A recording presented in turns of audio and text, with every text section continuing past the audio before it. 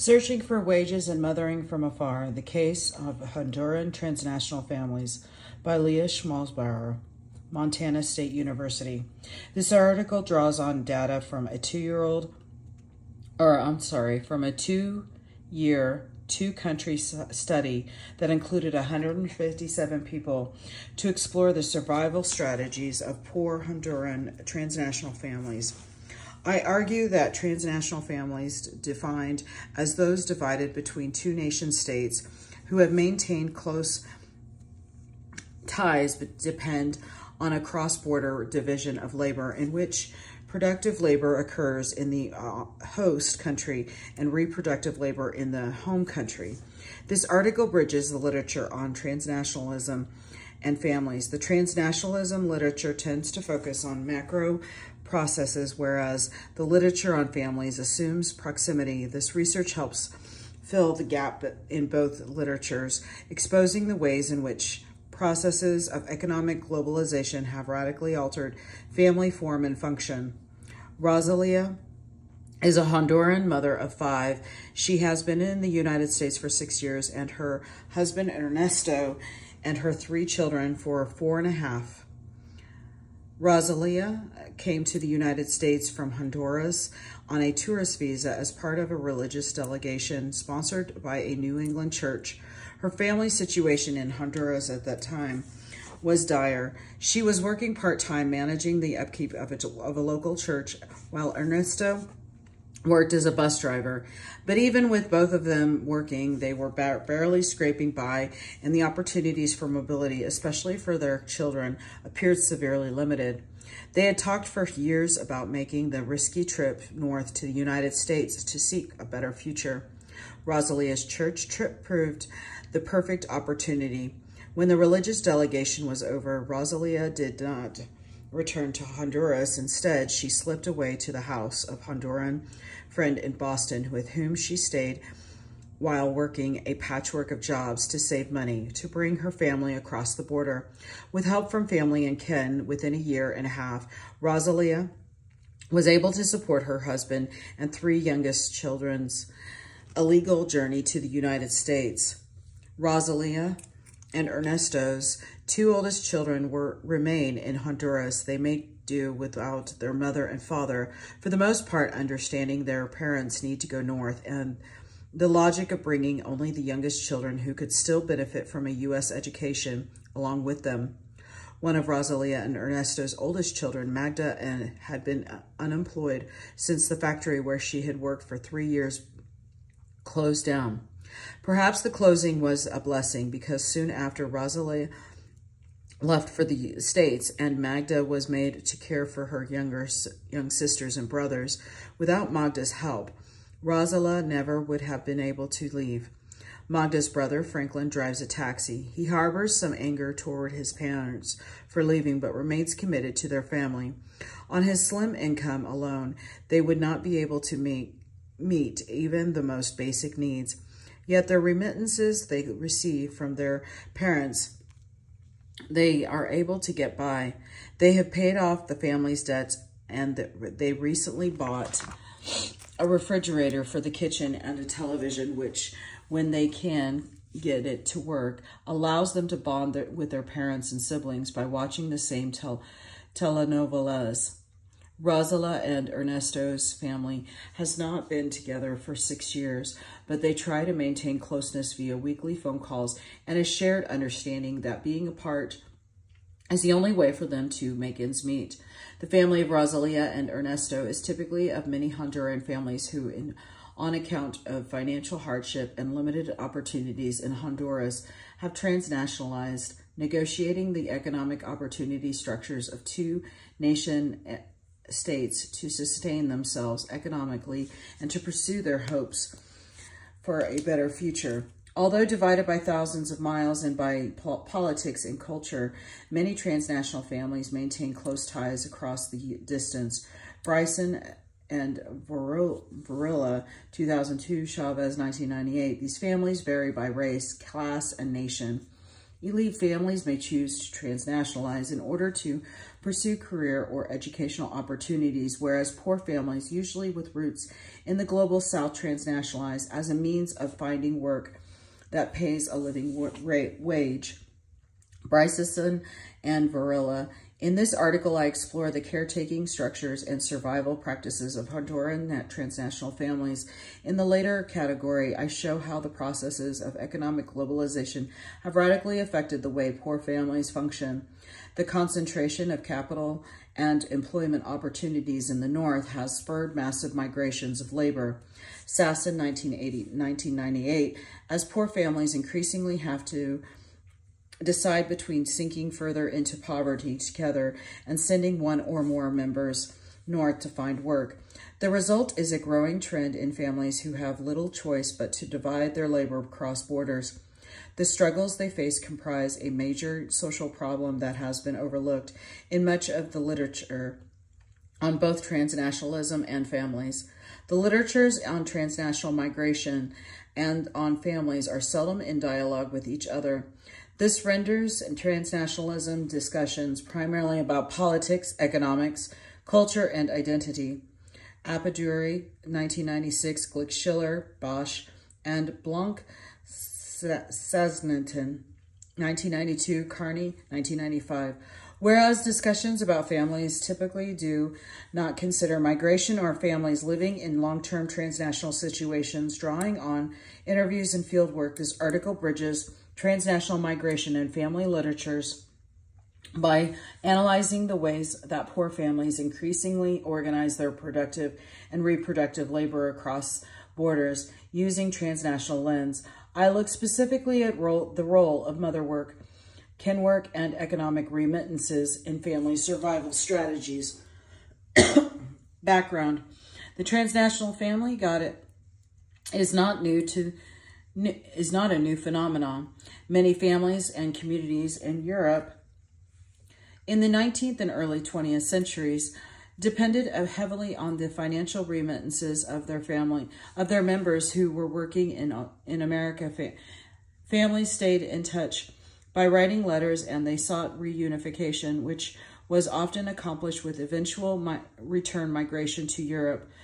Many of the immigrants who did settle in America permanently maintained strong ties to their families and to the cultures and politics of home. Although transnational families are not a new phenomenon, there are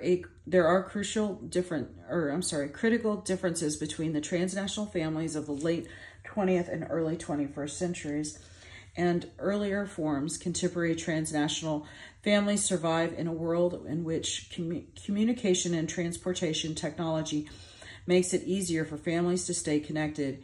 International telephone service enables families to talk to each other easily and cheaply, and video recordings capture family and community happenings so that those living far away can participate vicariously. Airline, train, and bus services make it possible for those with the legal papers and financial resources to travel to make frequent visits home.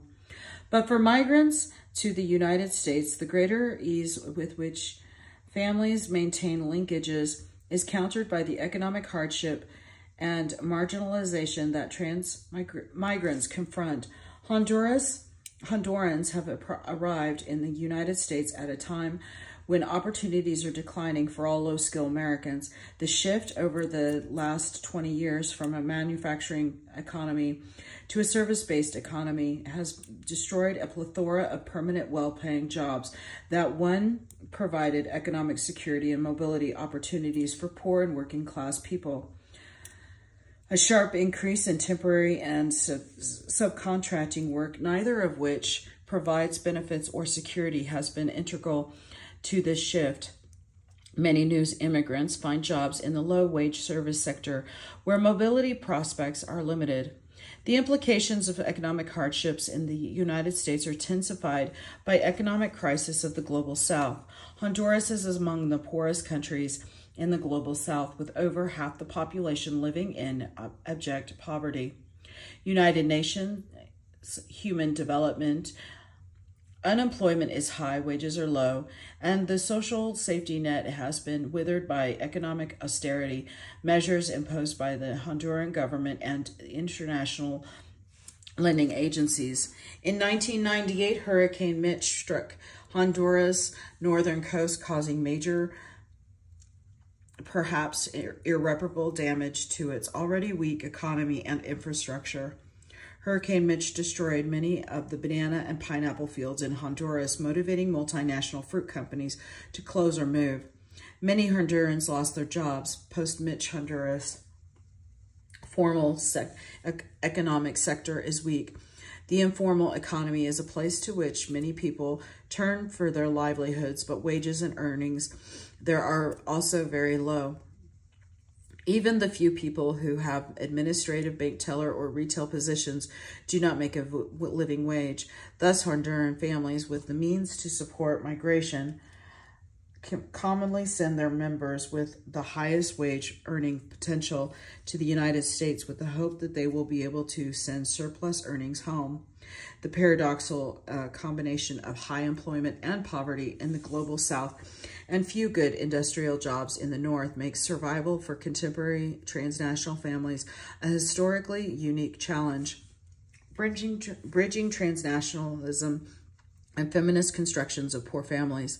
Transnational migration is the process by which immigrants forge and sustain multi-stranded social relations that link together their societies of origin and settlement. The transnational pathways between migrants' home and host countries are often survival paths for poor and unemployed workers. As Rosalia and Ernesto's situation exemplifies, transnationalism is a response to structural inequalities that make it impossible for families to sustain themselves in their countries of origin. It is a means of optimizing security by maintaining a resource based in two places, and of diversifying family income by tapping into two labor markets. Transmigrants in the United States commonly send their surplus earnings home to their families. These remittances are the principal means of survival for many households and communities in the global South. Growing poverty and lack of opportunity in the global South and the consequent dependence of families, communities, and even nation states on the economic remittances of transmigrants working in the global North suggests that transnationalism is not a temporary phenomenon. Transnational migration theory is a response to the limitations of conventional immigration frameworks to explain the realities of individuals and families whose lives are rooted socially, politically, and economically in more than one nation state. Theories that use the nation state as a hegemonic representation of identity tend to focus solely on immigrant incorporation within the country of settlement. In this vein, immigrants suggest a rupture from an abandonment of culture and ways of life of the home country, whereas migrants suggest a temporary stay in the host country. This conceptualization is no longer adequate. Peggy Levitt and Nina Glick Schiller found that the lives of contemporary immigrants are often characterized by simultaneously in that they incorporate into their host society and negotiate multiple transnational connections and identities. The notion of transnationalism suggests a world of nations unbound, in which capital, culture, and people are deteriorized. Yet the territorial and cultural unboundness of transnationalism should not be interpreted to mean that transmigrants are agents without restraint, or that borders are insignificant. Although international capital is hindered and in many respects by law or policy, there has not been a corresponding globalization of labor. The movement of international labor is impeded by strict migration laws and by treacherous border crossings. Borders still serve to keep people in and to keep people out, although transmigrants often subvert borders by entering their host community illegally. They do so at great risks. Those who do successfully cross the border illegally face severe restrictions in their daily lives. The study of the structure and survival strategies of poor Honduran families demands that we embed theories of family and care work in a transnational framework. As global economic processes penetrate deeper into family life, it is no longer viable to assume Honduran family proximity. White, middle, and upper class privilege and the access that it has provided to a nuclear family structure have long been out of the reach of poor families, and especially families of color.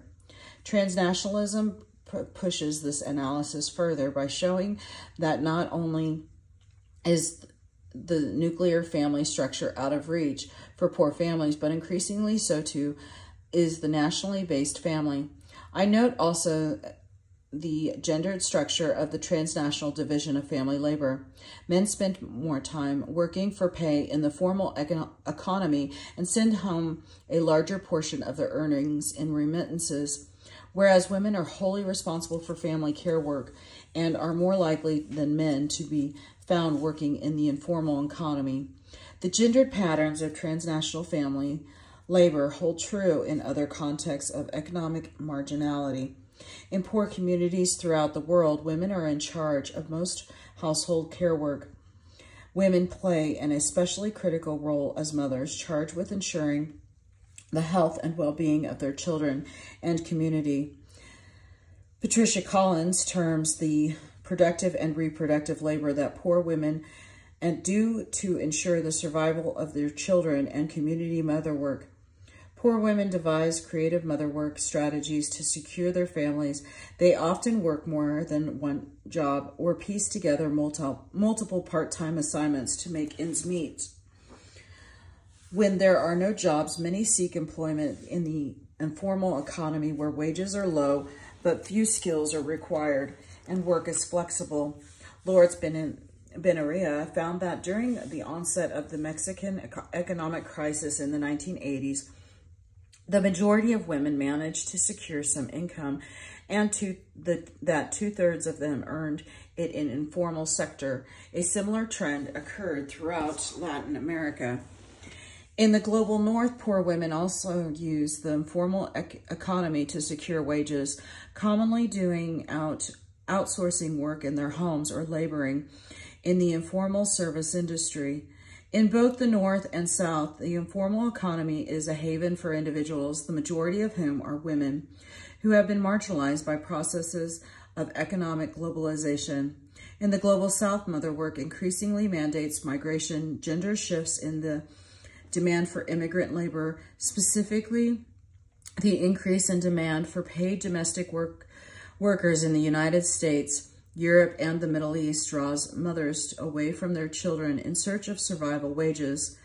They then send the wages they earn back to their families and communities at home who depend on them for sustenance.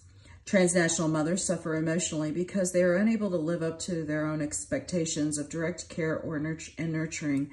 In her study of transnational Puerto Rican families, Elizabeth Aranda concluded that the only sure way of transnational mothers to alleviate their emotional struggle was to return home, an option that is only open to those with economic resources and legal protection. Undocumented immigrants rarely have the privilege of return. Parents who have to work away from home, either for short or long distance durations, depend on alternative care networks to assist in the raising of their children. Other mothers are the grandmothers, sisters, aunts, daughters, neighbors, and friends who care for family and kin when blood mothers are absent or unable. They are crucial pillars of poor families and communities. In kin networks of other mothers, mothering is defined by acts of nurturing and caring and not by biological relationship of the mother to child. Other mothering is central in the history of poor communities throughout the world. Kin networks were critical to family survival in the antebellum South as slave mothers were prevented from directly caring for their children. They also helped hold families together in many decades following the end of slavery, when African American mothers had to leave home to take jobs as live-in domestics, a move that often mandated migration from the South to the North. In Caribbean migration circuits, there is a long history of child shifting from mother to grandmother as a response to economic circumstances. Child shifting most commonly occurs when mothers migrate internationally in search of work, placing their children in the care of their own mothers. Because of the uncertainty of migration, children often remained in the homes of their grandmothers for long periods, whereas child shifting is spurred by economic crisis. Caretaking shifts from mother to grandmother has roots in the matriarchal nature of Caribbean families. Although Caribbean notions of kinship suggest that whoever is most able should care for a child, if the parents cannot take caretaking, almost always falls on the shoulder of women. In addition to ensuring the health and physical well-being of children, other mothers play a key role in maintaining family unity and in easing the anxiety or emotional burdens borne by children who are separated from their parents. This role is of vital importance in transnational families in which the blood parent is absent for an uncertain or prolonged period. Transnational children face many challenges growing up in between two cultures and always being separated from one of them. They lack cultural fluency and comfort in either. This can trigger a host of emotional and behavioral problems. In a study of Latino families, Sarah's Artico found that caretakers can help ease this emotional strife if, for example, other mothers are consistent in presenting the absent parents as dedicated mother or father who has made a great family sacrifice by going to the United States. The children are more likely to retain or create a positive image of the parent and to be more at peace in their transnational life. Of course, this is not always possible, and transgenerational dissension is common. Artico. Other mother duties extend beyond close family and kin to any community who may be in need of care. Bell Hooks, 1984. Asserted that this form of community, other mothering, is revolutionary because it subverts the idea of children and dependents as property, viewing them instead as shared part of community. In context of poverty, what is revolutionary is also practical. For transnational families, collective survival work makes the most logical sense, further challenging traditional nuclear family ideologies. Although the body of literature on transnational families is growing, there are still few studies that touch on how these families actually function in their daily lives. And there is no research that focuses on transnational Honduran families. Honduras is a powerful representative of countries in the global South that are in a downward economic spiral with little prospect of that trend changing. For Honduras and much of the global South, transnational migration will likely be a family survival strategy far into the future. Method. The data for this article are drawn from a multi-method, two-country study that included 157 people. The research was guided by a grounded theory approach in which I gathered and analyzed data simultaneously and continually checked and revised the research process as new theoretical ideas emerged. The research consists of a set of interpretive material practices that aim to make the world of the transnational family visible. Using observation, time diaries, interviews, and interpretive focus groups, I immersed myself in the world of my respondents, trying to understand the transnational family from the perspective and experience of the families themselves. I began the research with a year of participant observation in a Honduran community organization in Chelsea, Massachusetts, a Central American enclave on the outskirts of Boston. From the start, I was committed to doing participatory research that is rooted in the community and encourages citizens' participation. During this first year, I worked closely with a Honduran women's group, translated documents for the organization's Spanish-speaking staff, and attended local cultural events and political rallies.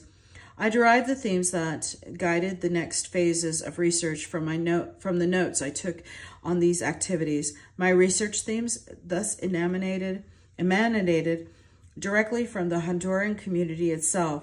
The connection I made with the Honduran community during this time solidified the trust and access necessary to move the research forward. I continued participant observation throughout the entire research process. My tasks in the organization became more diverse and plenty as my relationship with the community grew stronger. Within this 2-year period, I observed 50 mothers and fathers who are separated from their children and talked with them about their life stories. During the second year of data gathering, I recruited 34 Honduran migrants in Massachusetts, 18 women and 16 men, to maintain a weekly time diary and to do an in-depth, semi-structured interviews. Because of this precarious and insecure conditions in which many Honduran transmigrations live, especially those who are undocumented, a random sample was not feasible. Instead, it was necessary to use purposive snowball sampling. Purposive sampling, unlike random sampling, seeks out places and people where and for whom the phenomena under the study is currently happening.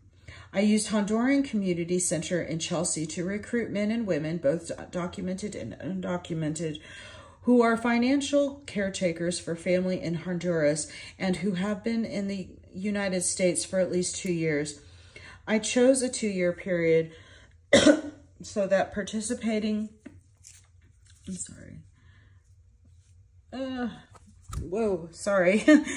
family would have history of transnational experiences to draw on.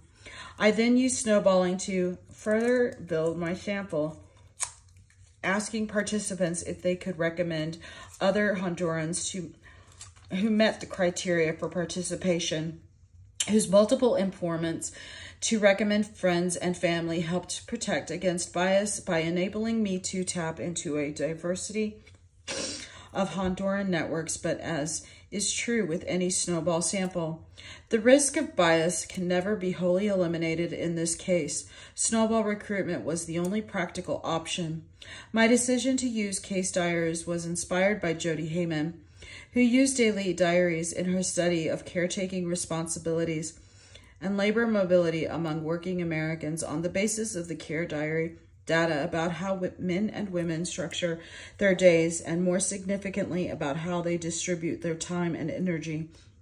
I investigated the role that transnational communications and caretaking play in transmigrants' daily lives. I managed these diaries on a daily basis by a phone recall of the participants' activities. I followed the diaries with in-depth interview structure, each interview around variables drawn from the literature on families and transnationalism and themes that emerged in the care diaries: work and income history, social capital, English speaking ability, education experience, labor participation, maintenance of transnational ties, family, financial and cultural remittances, division of family labor, family responsibility aspirations as part of the interview process. I administered a questionnaire to my respondents to get precise information on age, labor participation rates, level of education and literacy, number of children, family structure, number of years in the United States, and rate and amount of remittances. I administered the interviews and surveys in Spanish, following a preliminary analysis of the care diaries and interviews. I traveled to the north coast of Honduras, where I interviewed 12 family members of my Massachusetts respondents and 6 others whose family ties had been severed. Interviews in Honduras centered on how the migration of family members has affected their families, the labor participation and education background of the family members who have stayed in Honduras, the role that economic remittances play in their daily lives. the images that they have of their family members' lives in the United States and their hopes and fears for the future. In addition to the interviews in Honduras, I spent extensive unstructured time with family members, 30 in all, sharing meals, watching telenovelas, and talking informally. One family hosted me in their home for a week. With the time I spent with these family members provided a valuable opportunity to observe daily life in a transnational context. For the final phase of this research, I recruited 25 Honduran transmigrations who had not participated in the Care Diary study to participate in 2 interpretive focus groups in which a Honduran community leader and I facilitated discussion around the major themes that emerged in my data. Interpretive focus groups address the well-documented complexities and difficulties of white middle-class academics doing work within marginalized populations, especially populations with history of integration or interrogation and a survival-based habit of coding or hiding information. The point of interpretive focus groups is to ease these difficulties by breaking through coded speech and shifting the analytical role of the expert from the academy to the community. I did the research in Spanish. I and another fluent Spanish speaker transcribed and translated all of the interviews and care diaries. The names that appear in this article are Spanish pseudonyms. Findings, strategies, and structures of transnational care, kinwork, and other mothers.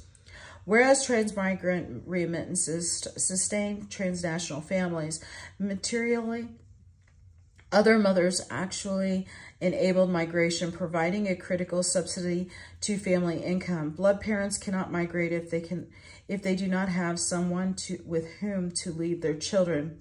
I found that Honduran women most often play the role of other mother. If a mother migrates, it is most common that he leaves his children with his wife or partner. Many Hondurans do not legally marry. If a mother migrates, she most often leaves her children with her mother or mother-in-law. If there is not a living mother or mother-in-law, an aunt, sister, or even an older daughter will take over for the absent mother.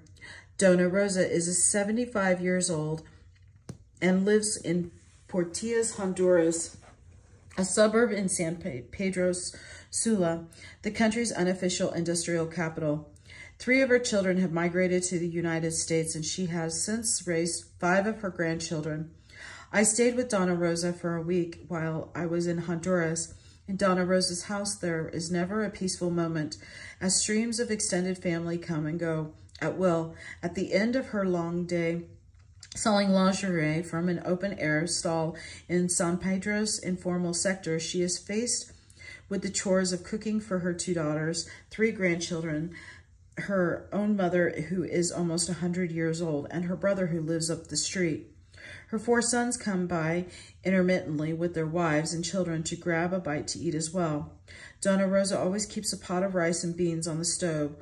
On weekday evenings, Dona Rosa's family crowds on the couch to watch telenovelas, the same ones that family members are watching in the United States in the other room. Dona Rosa's granddaughter, Jennifer, tries to study. I am amazed at her ability to concentrate among the noise and chaos. With tuition help from her mother in the United States, Jennifer is studying at the Technical University in San Pedro Sula. Her mother left for the States when she was only a baby. Since receiving her papers in 1986, her mother visits once a year and calls every week. Jennifer understands why her mother's had to leave. She knows that she would not be in school if it were not for the money she receives from the United States. Still, she feels that Dona Rosa is more a mom to her than her real mom. Dona Rosa brims with pride as she tells me that Jennifer is the only girl in the class studying engineering. I've raised her well, no? Frances is also raising her children after working for 23 years in a banana factory and raising 7 children of her own. She now has 3 of her grandsons living with her, the oldest of whom is only 7. She imagines that they will stay with her until they are old enough to try to get to the United States themselves. Although she is almost 70 years old and her health is not good, she accepts the responsibility of caring for her grandchildren as an inevitable part of life. Carla, whose sister is in the United States working, is raising her 2 children, plus a niece, a nephew, and the son of her cousin. Carla calls herself Mom in the meantime. She, like Donna Rosa, Frances, and the many other mothers in this study, provides a direct mothering to her young niece, nephew, and cousin, while their parents provide their financial support. Her mothering extends beyond the basic needs of feeding and clothing her nieces and nephews. She also guides them in their school decisions, demanding that they study English so that they can compete for the good jobs. And she helps them to comprehend why their parents had to leave, because Carla herself has a good job. By Honduran standards, she is able to be a good mentor and the role model, making sure that the children understand how hard you have to work to make it, and that you have to work even harder still if you are a woman. Other mothers in Honduras commonly extend their mother work beyond the household into the community. For example, in addition to caring for her 2 young children, while her husband works in Boston, Magda is also one of the organizers of a community cafeteria that offers free meals on Sunday. The makeshift cafeteria feeds many hungry children and some families. Most of those they serve do not have support or access to support from family or kin in the United States. Magda sees her work with the cafeteria as part of her responsibility as a mother and community member. Donna Rosa also plays the role of community other mother, hosting neighborhood meals weekly on her small patio. During the weekly gatherings, Donna Rosa's grandson plays the guitar, and different people lead the group in prayer. It is a festive yet serious ritual in which people give thanks for the little they have, while praying that the future will be better. Most of the people who come to the meals are alone, having been abandoned by family members in the United States. Donna Rosa that it is her obligation to share the money she receives from her daughters in the United States to help those who are less fortunate. Because the government does little to help the poor, Donna Rosa believes that individuals must do what they can. And what my kids give me, I share that. So the Lord blesses them as well. Lourdes, who lives next door to Donna Rosa, is the only one in her family who remains in Honduras. She never knew her father, but she thinks he was an Italian who left Honduras soon after she was born. Her mother went to the United States when she was 15, leaving her in charge of 2 younger brothers. 2 years later, the Lourdes brothers set out to find work in the United States. By this time, she was pregnant and unable to make the trip. Her mother and brothers sent money for a while, but soon her brothers got married and their remittances ceased. Her mother's poor economic situation meant that she could send no more than $30 or $40 a month. Lourdes married when her children were toddlers. Her husband left for the United States with the promise of getting work, saving money, and then bringing the whole family north to join him. He never followed through on his promise. Instead, he divorced her, married an American woman, and cut off all financial support. Lourdes tries to scrape by selling pastries outside the Magadarlas, the free trade zone on the edge of town. But as is true in most informal activity, the earnings are very low. Donna Rosa makes sure that the Lourdes and her children have enough to eat and that her son can afford the books necessary to go to school. She understands, she tells me, that the people's poverty is no fault of their own. There is no work in Honduras, and without family, people have nothing. Gloria also acts as a community other mother. She lives in a small, tidy house in Tilla with her 4 sons. Her husband works in Chelsea, Massachusetts, after losing her job with the local municipality. She set up informal shops selling basic sundries from her stoop. She knows everyone in the community and watches out for those in need. While I was visiting with Gloria, 2 children from the neighborhood wandered into her house, and with a nod from Gloria, she opened the refrigerator to pull out a Coke and a snack. She explained to me that they live down the street. Their older sister takes care of them, but she has to work all the time, and so they often come here for a bit to eat or just to visit. You know, in Honduras, mi casa es su casa, es tu casa. My house is your house. That's what we believe.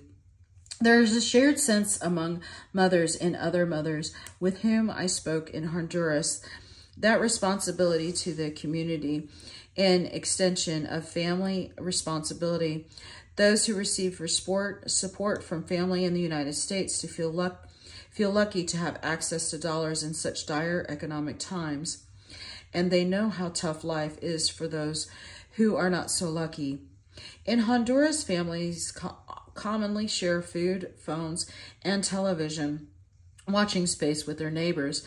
Community other mothers make certain that everyone is taken care of, knowing that if something happens to their kin, take care of their own children and household. The emotional challenges of transnational care work. For parents who must live far away from their children, emotional struggle is a daily part of life. Parents express the greatest distress about trying to maintain connections with children who were very young when they left. Young children have more difficult understanding why their parents had to leave, and they often do not remember their parent well. When we talked on the phone, says Omar, the father of a 5-year-old daughter in Honduras, sometimes she doesn't remember me. This is one of the most difficult things. In Frances's house, photos of her son Diego decorate every room, but her youngest grandson still does not remember his father. Diego tries to maintain a connection with his son by sending him toys, yet although his son has developed a new love of video games and motorcycles, he still does not understand where or who his father is. Transnational parents are also challenged with their children, inquire about when they are coming home or when the rest of the family will be able to come to the United States. Many told me that they answer these questions untruthfully but lovingly, with a version of soon we will be together soon. She always asks me, how are you, Poppy? Here I am, daughter working. I say, here I am resting and watching TV. And she says, when are you coming? And I say, any day. Now I'm going to come see you, David. I talk with my daughter on the phone every 8 days. Every time we talk, she says, Mommy, I want to be with you. Why don't you take me with you? She doesn't understand that you have to have a lot of money to come over. Right now, it would cost me $6,000 to bring her here. Others tell the children the truth, that it is too expensive or dangerous for them to make the journey. The truth tellers bear the burden of their children's disappointment and sadness. My conversations with my son are very bad, difficult. He always tells me that he wants to come here, and then I have to tell him that I can't. Paula, going home to visit children is a difficult proposition. Even transmigrants with the legal papers to travel rarely have enough money to visit their children on a regular basis or to arrange for them to visit the United States. The respondents in my sample who can travel legally visited Honduras on average less than yearly. Sporadic visits, which most concur are better there than no visits. Present their own set of challenges. They can be confusing for children and painful for everyone upon departure. The visits put an added emotional burden on the mother or other mother residing with the children, because she is the one who has to explain the abnormal arrival and departure of the transnational parent. Mothers and other mothers also describe the difficult position of wanting and encouraging the children to bond with the visiting parent, while knowing that this bonding will make it all more difficult when the parent leaves. Clarabelle, whose husband David is now a U.S. resident working for a meatpacking company in Massachusetts, explained the difficulty that her children have relating to and making sense of their transnational father. The kids spend all their time with me, so sometimes I can tell they care more for me than him. He talks with them on the phone, but he only sees them once a year. When he comes, it's difficult for them to adapt to having him here. When he leaves, it's sad. With time, you have to get them to understand that he has to leave because his job is there, and here he can't do anything. It's also very different when he's here. The atmosphere is different. Even they feel it when he leaves. They feel an emptiness because they are young. It will be that way until they understand how things are. I have the job of making sure they are doing well because I spend more time with them. They have gotten to the point of being scared of him because he hasn't spent much time with them. I tell them they shouldn't be scared of their dad. I tell them that they should respect him but shouldn't be scared of him. When he comes to visit, they just keep looking at me. They say, "Mommy, do I do what he says or not?" Transnational structures can challenge the authority of both direct and the long-distance parent because children become confused about who is actually in charge. When Diego visited his son for the first time last year, his son would not talk to him, treating him as if he were a total stranger. This proved not only to be heartbreaking, but also to be disruptive to the household because Diego's mother tried to step back from her regular grandmothering role so that Diego could play dad. When Diego tried to tell his son what to do, his son ignored him. The visit resulted in hurt feelings all around and disoriented child. Francis told me that it was not until a couple of weeks after Diego's departure that the household was back to normal. Economic care work and family survival. The direct care work done in Honduras is partnered with the economic care work of migrants working in the United States. The Hondurans in my sample send me a significant portion of their wages, an average of $242 every month, home to support their families. In many families, these remittances provide the sole sources of income. Money wiring services mark the center of all of the Honduran towns and villages I visited, exemplifying the centrality of these economic flows to the survival of transnational families and communities. Families use financial remittances to buy food and medicine, to pay school fees, to make house repairs, and even to support informal businesses. The transnational division of family labor is gendered, whereas women do the majority of the care work. Men work significantly more hours in the formal economy. The men in my U.S. sample average 50 hours per week.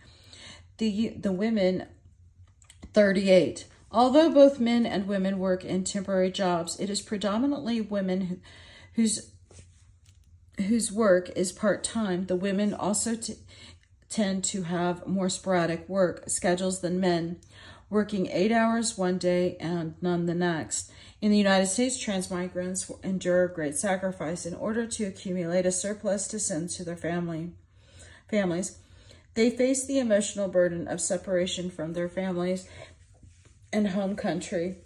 and the economic and physical insecurity that comes from working in low-paying jobs that have no benefits and terrible working conditions.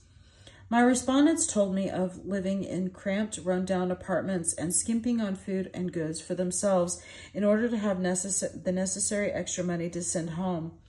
Ignacia, a housing organizer in Boston, who has a daughter and many other family members in Porteros, Honduras, explains, I've been stretching my dollars. The school that my daughter attends in Honduras is very expensive, and I have a big family, 23 nephews and 10 brothers and sisters. I don't always help all of them every month, but if they are in need, I lend or give them money. I have to. Imagine every one of them has 2 or 3 kids, and they are struggling. They ask me for money when they are in need. Material and economic remittances are rooted in the values of mother work. Most of my respondents feel that if their responsibility to give what they can to their families, securing family survival is as important as securing individual survival. My respondents do not expect that their giving will ever reciprocated at the same level, but they believe that sending what they can to family and sacrificing in order to keep family and kin well is the right thing to do, and the only way to para seguir adelante, to move ahead. Elena said that because she makes such low wage, she jeopardizes her health to remit money every month, but still, she could never tell her family no. It would not be right, and so Elena endures many difficulties like not being able to pay the rent, buy food, and for several weeks. Because she is undocumented and not eligible for food stamps, she often has to go to certain places where they give food away.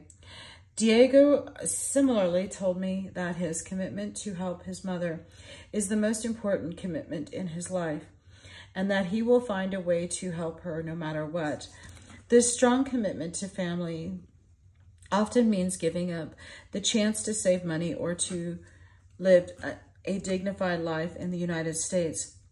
Ernesto, who supports his children and mother, told me, I can't make money because everything I make is for them. Here I just keep enough to pay the bills and the rest goes there, especially for the kids. And Daniela, a former Florico dancer in Tegucigalpa, who now works in human services in Boston, said that she has suffered through abuse just so she could maintain her commitment to her daughter's future. I needed money for my daughter and for my house in Honduras, so I started working in the house of an American Jewish family. It was horrible. She paid me $100 a week. I worked 5 days. I had to clean the house. I had to do everything, and she didn't give me food. It was hell, but my daughter is so important for her, I would have done anything. And I knew that without my money, she wouldn't have anything. The economic situations of many transnational families are such that missing one remittance transfer can trigger hunger and deprivation. Patricia comes from a very poor family in Puerto Cortez. She told me that although she is fully committed to supporting her family, sometimes she finds it difficult to keep up with their needs because her siblings in Honduras rely fully on the money she sends. My sister only earns maybe $15 a week, and that's not enough. So I send her $110 each month. And sometimes when my sister asks for help or someone else in my family needs help for their child, like last month when a nephew died, I have to send more. For the funeral, I sent about $400. When my other sister came to the United States, I had to give her $700 for the trip. And sometimes I just can't do it. It's hard, but you have to help by giving a little money so they can buy some clothes, buy some shoes, and for food. Because now they don't have money for food, and it's very tough. Elena expressed similar stress in addition to supporting her children. In Honduras, Elena pays for her sick sister's medicine and doctor's care. Without the money she sends, the family would fall apart. Elena worries about her family constantly. They told me they didn't have enough money for the funeral, and I didn't know what to do to help them. I couldn't sleep last night. I was tossing and turning, thinking about what I could do. No matter how tough things are for her in the United States, she always finds a way to send money. Julio says that his mother uses the money he sends to survive and for nothing more. If he stopped sending money, she would not be able to buy food. Because she is getting old, he worries that she will soon need more money to pay for medicine or doctor care. Luckily, Julio has another brother who sends money to his mother as well, which relieves a bit of the pressure. Still, it is difficult to keep up. David is better off than most. He sends $400 a month to his wife and his mother. With this, they are able to buy food, pay for the phone and the bills, and put a little bit away for emergencies. Having any sort of safety net is uncommon among the poorest families in my sample. The few who do have a surplus after paying for their basic needs will more often than not spend the money on home repairs or on commodities that increase their daily comfort. For these families, remittances help to live a more dignified and less stressful life. Nora uses the remittances she receives to pay for her basic needs and also to make life a bit more comfortable. My mom sends me money monthly, between $100 and $500. I always need the money. The minimum wage just isn't enough. It's not enough for the food, electricity, or transportation. And then there is the gas and taxes and everything. And the electricity costs maybe 400 or 500 lempiras. So the money from the United States, it's for our survival and our lives have improved a lot too, mostly economically.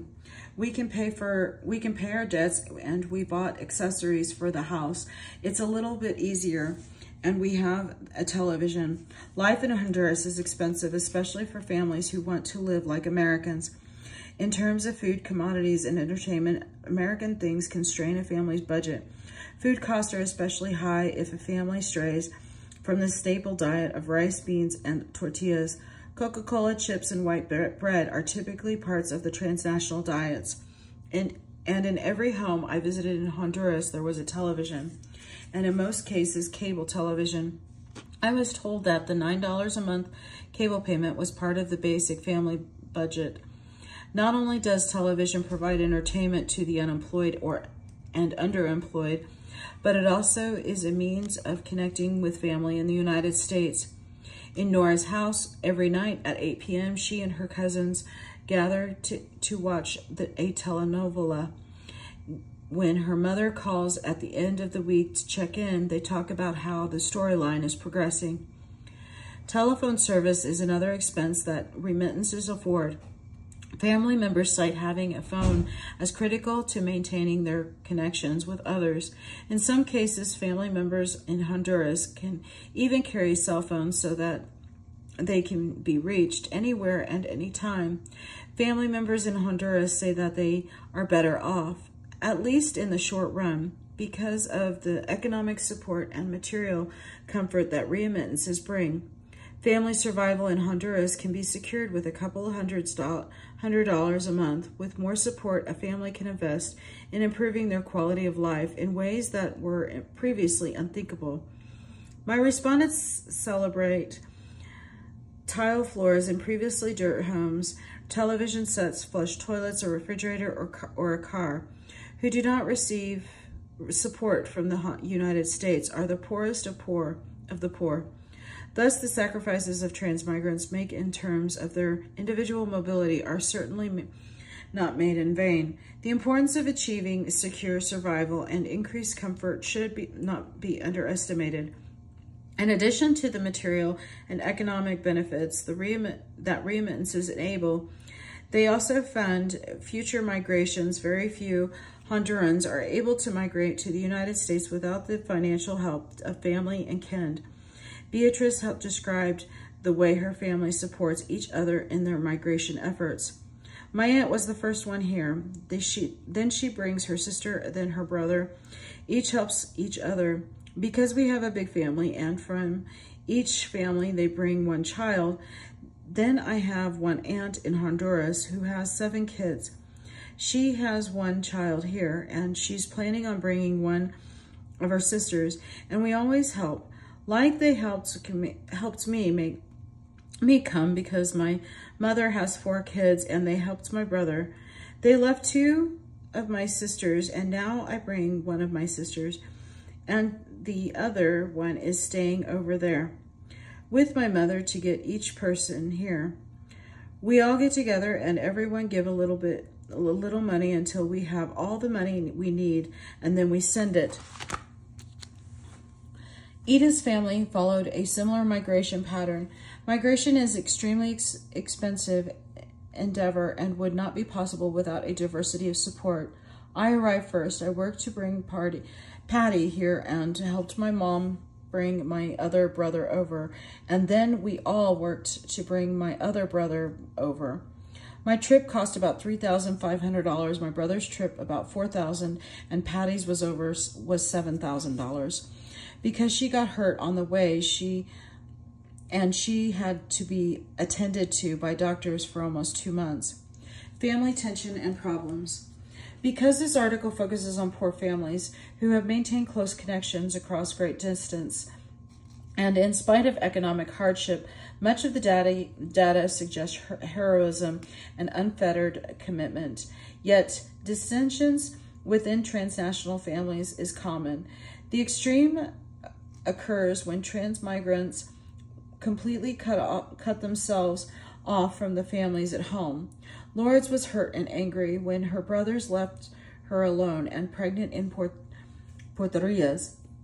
She told me that although she sometimes misses her brothers, she has never forgiven them.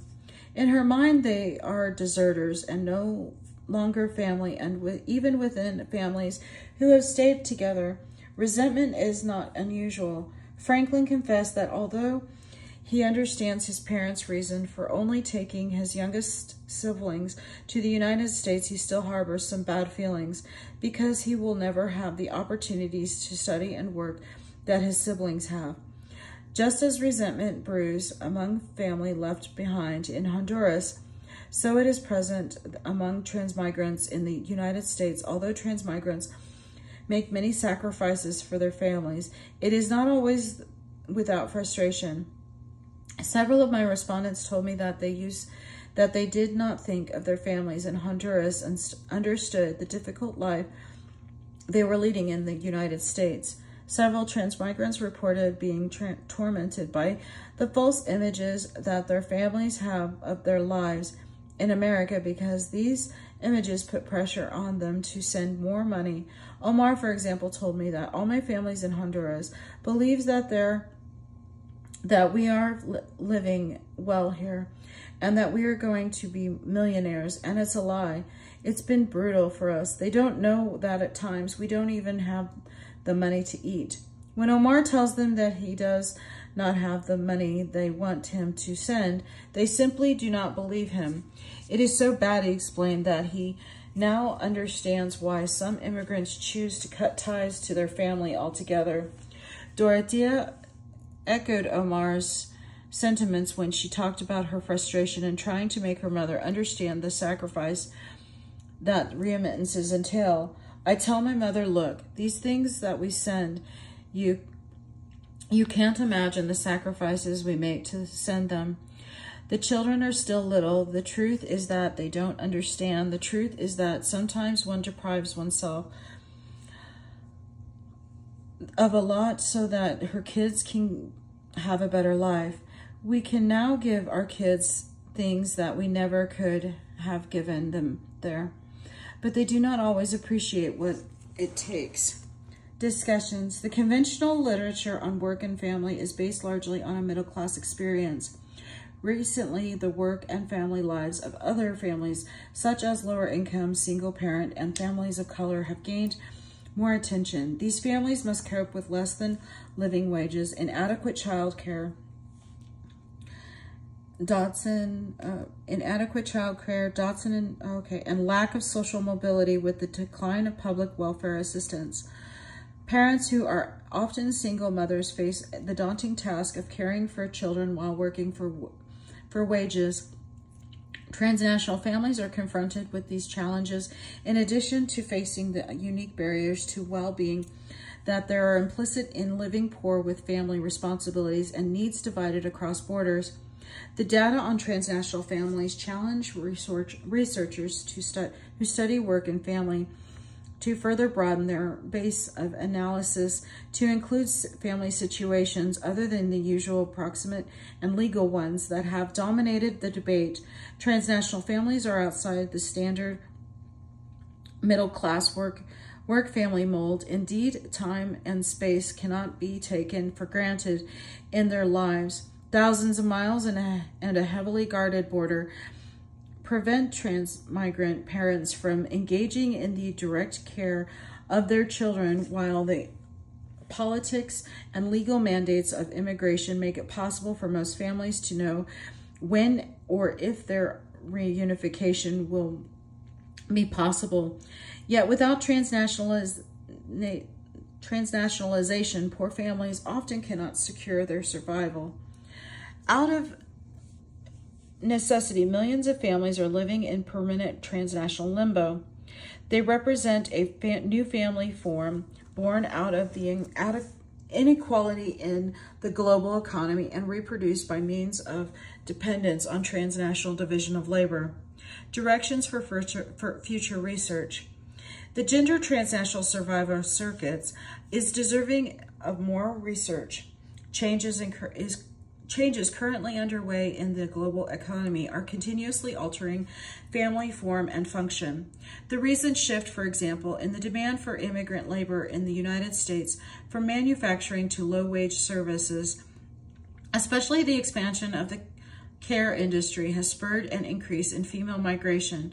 This signifies a potential change in family care structures because women who historically migrated for reasons of family reunification are now moving to seek work.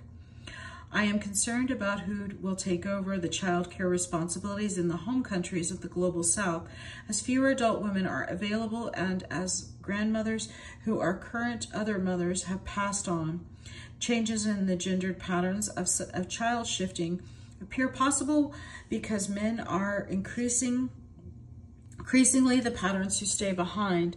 The focus of this study on family survival strategies encourages further exploration of the durability of transnational family ties over the generation.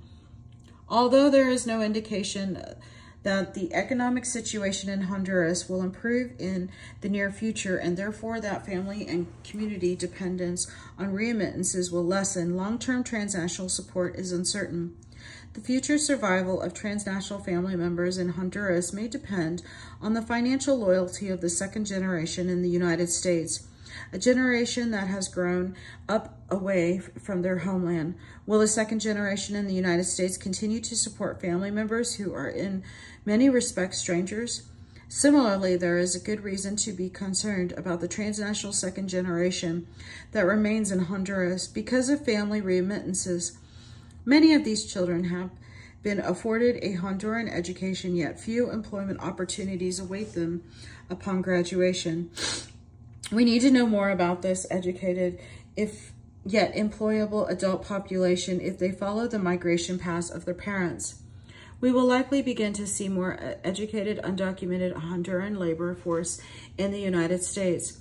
Overall, this study encourages scholars to hone in on the needs and survival strategies of the poorest families in the global economic system, many of whom are living transnational lives. Greater attention to this population would open up new spaces for dialogue between family scholars and scholars of migration and globalization, serving to deepen and broaden the family literature in terms of race, class, and nation, and grounding the family in migration literature in the realities of the most vulnerable who are all too often overlooked. Note, I would like to thank Julia Scholar, Lisa Dotson, and Eve Spangler for reviewing drafts of this article. I would also like to thank JMF Anonymous reviewers for their constructive feedback and guidance. Finally, I would like to thank the members of the Prayokota Honduran, especially Angel, Tito, Mesa, and Isabel Lopez for their assistance and encouragement throughout. Here are the references, and this is the end of the chapter. Thank you.